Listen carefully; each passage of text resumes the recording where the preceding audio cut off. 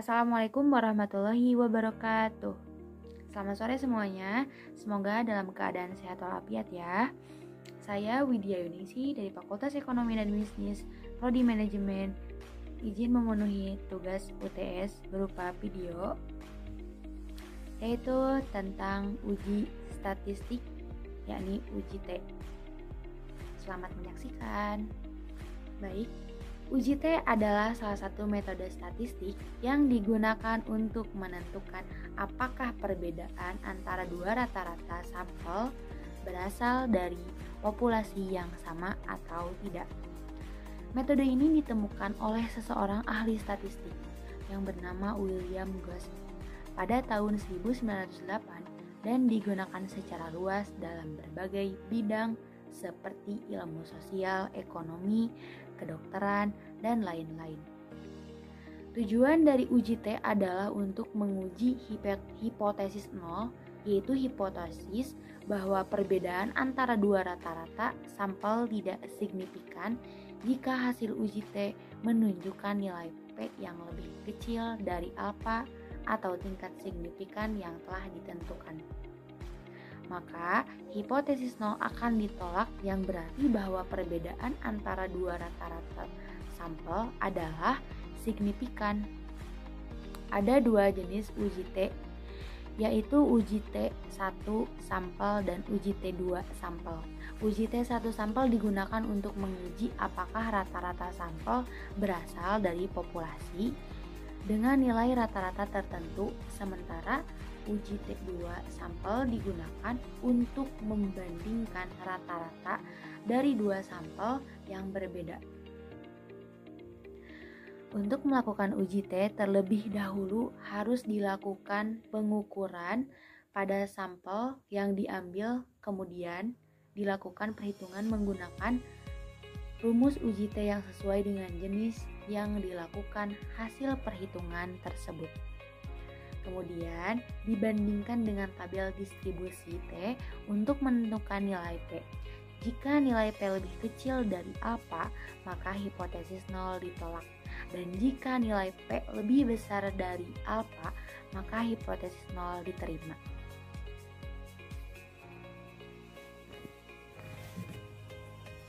Ada beberapa perbedaan dalam uji T. Ada uji T2 sampel dan ada uji T1 sampel. Di sini saya akan menjelaskan tentang uji T2 sampel. Uji T2 sampel adalah metode statistik inferensial yang digunakan untuk menguji apakah terdapat perbedaan signifikan antara rata-rata dua sampel yang diambil dari populasi yang berbeda. Sedangkan uji T1 sampel digunakan untuk menguji apakah rata-rata sampel suatu populasi sama dengan nilai rata-rata populasi yang diketahui. Perbedaan lain antara uji T2 sampel dan uji T1 sampel adalah pada rumus dan cara menghitung nilai uji T-nya. Pada uji T1 sampel, nilai uji T dihitung berdasarkan perbedaan antara rata-rata sampel dan rata-rata populasi yang diketahui, serta ukuran sampel dan variabilitas data. Sedangkan pada uji T2 sampel, nilai uji T dihitung berdasarkan perbedaan antara rata-rata dua sampel serta ukuran sampel dan variabilitas data dari kedua sampel itu tersebut. Selain itu, pada uji T2 sampel juga terdapat dua jenis uji T yang berbeda, yaitu uji T berpasangan dan uji T tidak berpasangan. Uji T berpasangan digunakan ketika dua sampel yang diuji adalah pasangan atau memiliki hubungan yang saling terkait. Sedangkan uji T tidak berpasangan digunakan ketika kedua sampel diambil secara acak dan tidak memiliki hubungan yang saling terkait. Lalu, apa saja sih asumsi yang harus dipenuhi oleh uji T? 1. Ada data harus berdistribusi normal. Distribusi data pada kedua kelompok harus berbentuk kurva normal atau mendekati kurva normal.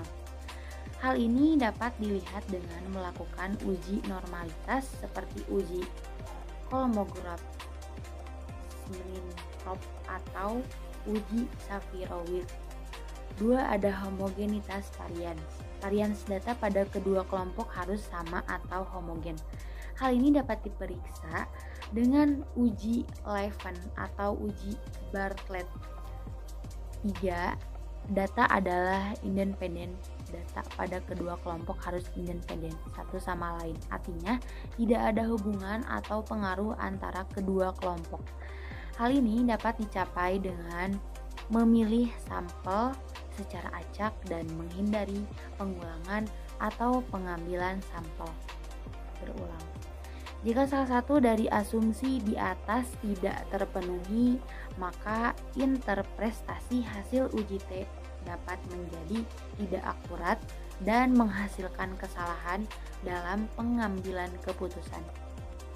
Namun, jika jumlah sampel cukup besar, uji T masih dapat melakukan meskipun asumsi normalitas tidak terpenuhi.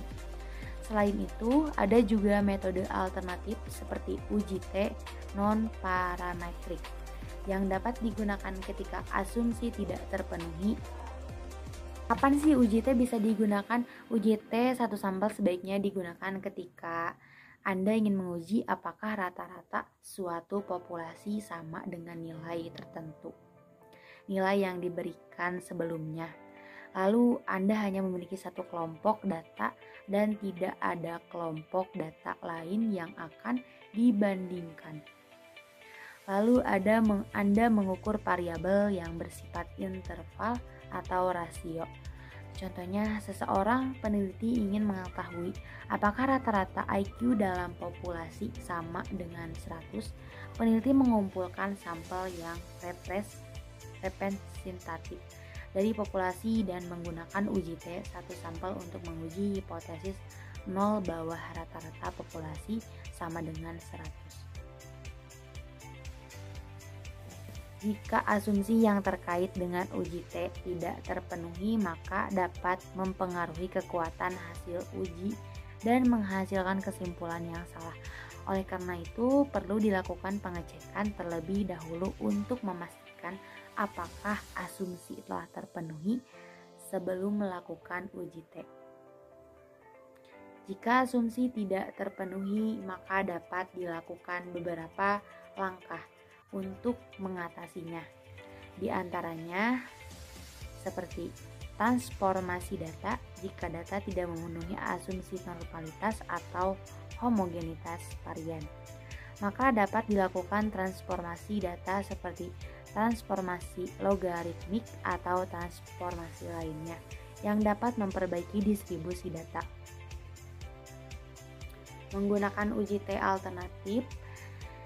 Jika Anda tidak memenuhi asumsi normalitas, maka dapat digunakan uji alternatif seperti uji Wilkinson atau Mann-Whitney. Jika data tidak memenuhi asumsi homogenitas varian, maka dapat digunakan uji Welch atau uji Brown-Forsyth.